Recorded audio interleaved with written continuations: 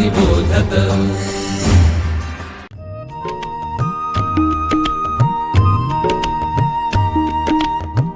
विवेकी अक्षर विवेकी लेखन सुश्राव्य वाचन श्रवणार्थ चरित्रे संस्कारी धीरवीर गाथा रम्य बालकथा अनुभवा अमृताचे शब्द थोर आणि सान सगळ्यांचे कान आनंदावे चालता बोलता ऐकावे पहावे ज्ञानी होत जावे सहजची।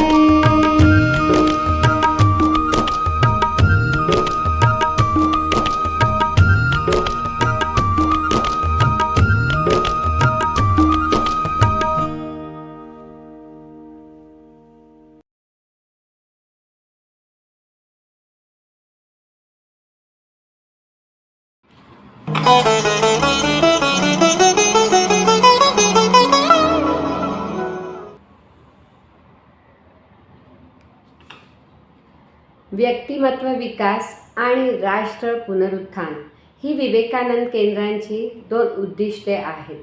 त्यांच्या पूर्तीसाठी विविध उपक्रम केंद्रातर्फे आयोजले जातात। विविध ठिकाणी होणारी व्यक्तिमत्व विकास शिबिरे हा त्यापैकीच एक उपक्रम। प्रभावी व्यक्तिमत्व डॉक्टर अशोक निरफाडके, प्राध्यापक वनिता पटवर्धन यांनी लिहिलेली पुस्तके। व्यक्तिमत्वाचा विकास ही सतत चालू असणारी प्रक्रिया असल्याने सर्व ठिकाणच्या सर्व वयातील लोकांना ही पुस्तिका अत्यंत उपयोगी ठरेल असा विश्वास वाटतो। या उपयोगातून अधिकाधिक संख्येने देखणी व्यक्तिमत्वे विकसित होऊन राष्ट्राचे पुनरुत्थान व्हावे अशी इच्छा आहे। कसा मी असा मी, मीचा विकास करण्यापूर्वी तो कसा आहे ते प्रथम समजावून घ्यावे लागेल। कुणालाही वाटेल की मी कसा आहे ते मला माहीत आहेच, त्यात समजावून घेण्यासारखे काय आहे? पण हे खरे नाही। आपण खरेखुरे कसे आहोत ते आपल्याला ठाऊक असेलच असे नाही। आपण स्वतःला चांगलेच समजतो म्हणून स्वतःची वस्तुनिष्ठ वास्तव प्रतिमा डोळ्यांपुढे असणे आवश्यक आहे। नवतारुण्याचा काळ हा वैशिष्ट्यपूर्ण काळ असतो। बालपण सडलेले असते आणि तरुणपण यायचे असते। तू आता लहान राहिला नाहीस या साध्या गोष्टी तुला समजायला नको अशी मुक्ताफळे अनेकदा ऐकावी लागतात। तर आम्ही सांगतो ते ऐक, अजून तू लहान आहेस हेही ऐकावे लागते। त्यामुळे मी आहे तरी कोण, मी नक्की कसं आहे या प्रश्नांची उत्तरे या वयातील मुलामुलींना व्यवस्थित मिळत नाहीत। स्वतःविषयीची निश्चित प्रतिमा तयार होत नाही। या अवस्थेला एरिक फ्रॉम यांनी अस्मितेचा गोंधळ म्हणजेच आयडेंटिटी क्रायसिस असे नाव दिले आहे। या अस्मितेच्या गोंधळातून पार पडल्यानंतरही स्वतःविषयी अहंगंड, न्यूनगंड अशासारखे गंड असणे, काही भ्रम असणे यामुळे वास्तव अस्मिता निर्माण होण्यात अडचण येते। अगदी टोकाचा अहंगंड असलेल्या व्यक्तीचे वर्णन गीतेतील पुढील श्लोकात केले आहे। ईश्वरो हम भोगी सिद्धोहम बलवान सुखी आढ्यो विजनवानस्मी कोण्योसी सदृशो मया। मी ताकदवान आहे, श्रीमंत आहे, मोठ्या खानदानातला आहे, सगळ्यांवर माझी सत्ता चालते, मला सर्व साध्य झालेलं आहे, सगळी सुखे मला वश झालेली आहेत आणि मी ती यथेष्ट भोगतो। माझ्यासारखा दुसरा कोण असणार? असा उग्र अहंकार असलेली व्यक्ती सृष्टीवर स्वामित्व गाजवू इच्छिते, आजूबाजूच्या माणसांना तुच्छ लेखते, सत्ता पिपासू असते। या उलट न्यूनगंड असलेली व्यक्ती निसर्गाला भिऊन असते, इतरांच्या म्हणण्याला कोणतेही प्रश्न मनात येऊ न देता मान तुकवते, अंधश्रद्धेकडे झुकते। म्हणून स्वतःविषयीच्या अशा गैरसमजुती दूर करायला हव्यात। हे अजिबात सोपे नाही, पण एकदा अस्मिता वास्तव असायला हवी हे मान्य केल्यावर मार्ग शोधले पाहिजेत। मी कसा आहे या विषयावर निबंध लिहून आपली स्वतःविषयीची कल्पना तपासता येईल। या निबंधामध्ये व्यक्तिमत्वाचे शरीरापासून स्वपर्यंत जे घटक आपण पाहिले त्यांच्या मतांवरून वास्तव अस्मिता कळण्यास मदत होईल। स्वतःचे सातत्याने निरीक्षण करणे हाही एक मार्ग आहे। मी कसा आहे हे कळल्यावर मी कसा असायला हवा आहे ते ठरवायला हवे. आपल्याला एखाद्या कारखान्याचा यशस्वी मालक व्हायचे आहे, खेड्यातला सेवाभावी डॉक्टर व्हायचे आहे, उथळ लोकप्रियता मिळवायची आहे की आपले काम कर्तव्य हेच श्रेष्ठ मानायचे आहे ते निश्चित करायला हवे. समोर ठेवलेला हा आदर्श आपल्या स्वभावाच्या विरोधी नसावा आणि तो पुरेसा लांब उंच असावा, म्हणजे तिथपर्यंत झेप घेता येईल.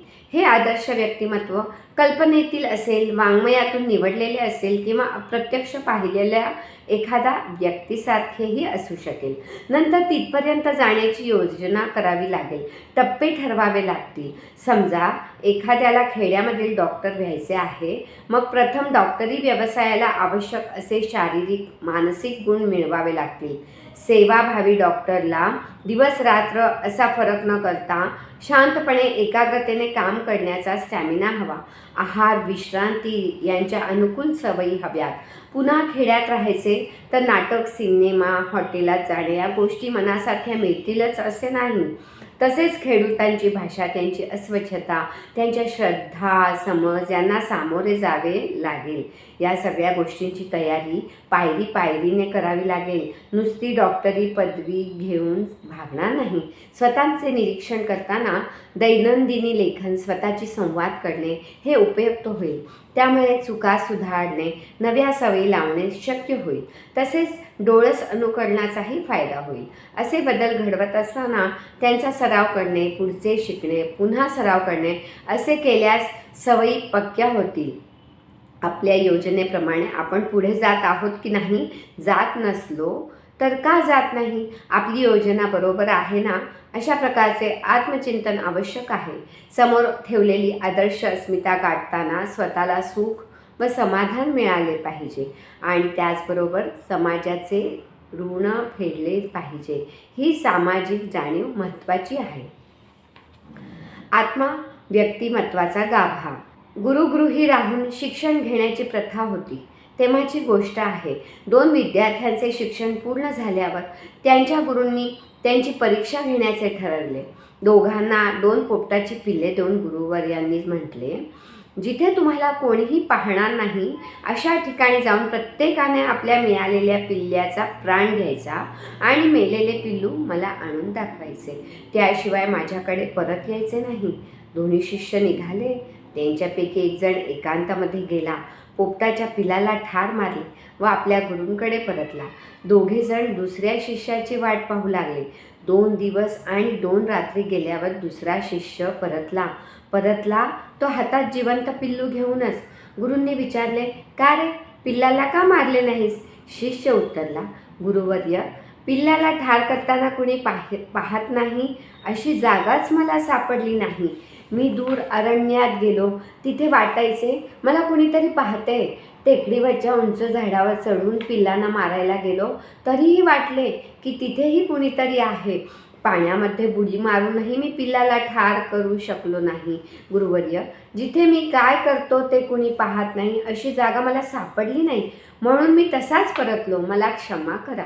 हे ऐकून त्याची पाठ थोपटत गुरुजी म्हणाले, तू म्हणतोस ते खरे आहे.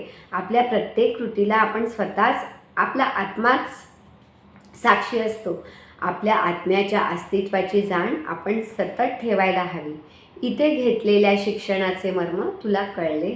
अध्यात्म्यातला आत्मा म्हणजे काय असेल ते असो, पण व्यावहारिक पातळीवरून विचार करताना तरी आत्मा म्हणजे सद्विवेक बुद्धी, व्यक्तिमत्वाच्या शारीरिक मानसिक प्रक्रियांचे नियंत्रण करणारे केंद्र होय.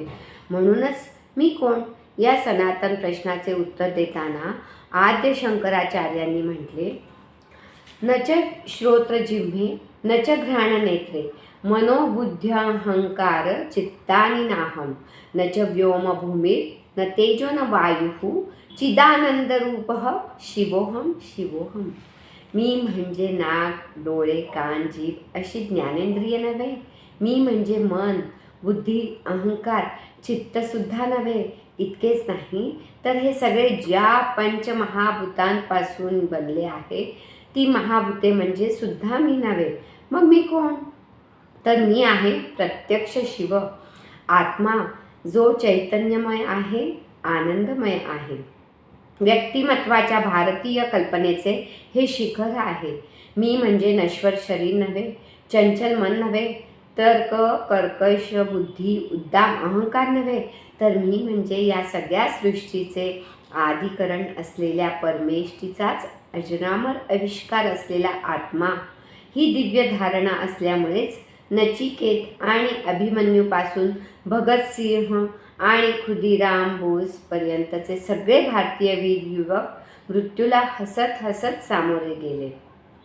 यमयातनांनीही त्यांचे ब्रेन वॉशिंग होऊ शकले नाही आणि संकटातही त्यांचे व्यक्तिमत्व भंगून छिन्न विभिन्न झाले नाही. नमस्कार.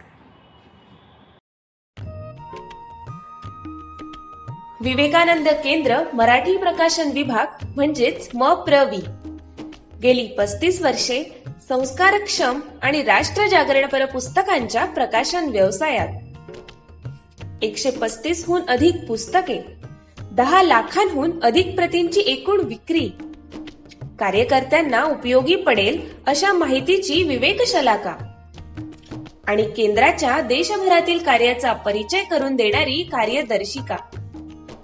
संपर्क अश्विनी हाईट्स, पहिला मजला, ग्राहक पेठेजवळ, टिळक रोड, पुणे 30. संपर्क क्रमांक 9881061686.